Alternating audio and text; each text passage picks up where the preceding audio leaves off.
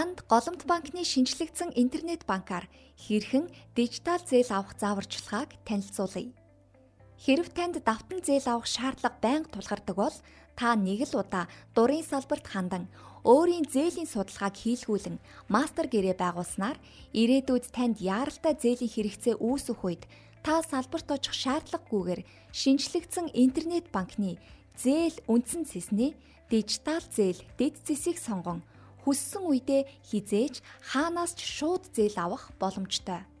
Хэрэв танд дижитал зээл авах эрх үүссэн бол энэхүү нүүр гарч ирэх ба та баруун гар талбарт хүсэж буй зээлийн хэмжээ, хугацаа болон зээл олгох данс зэрэг мэдээллүүдийг оруулахад зүүн гар талбарт зээлийн тооцоолол автоматар бодогдож гарна. Хэрэв та зээлийн нөхцөлийг зөвшөөрч байвал үргэлжлүүлэх товч дарснаар баталгаажуулах нүүр гарч ирнэ. Мэдээллээ зөв оруулсан эсгээ шалган үргэлжлүүлэх товч дарснаар таны дижитал зээлийн хүсэлт амжилттай илгээгдэнэ. Сайн сайхныг санхүүжүүлэгч Голомт банк.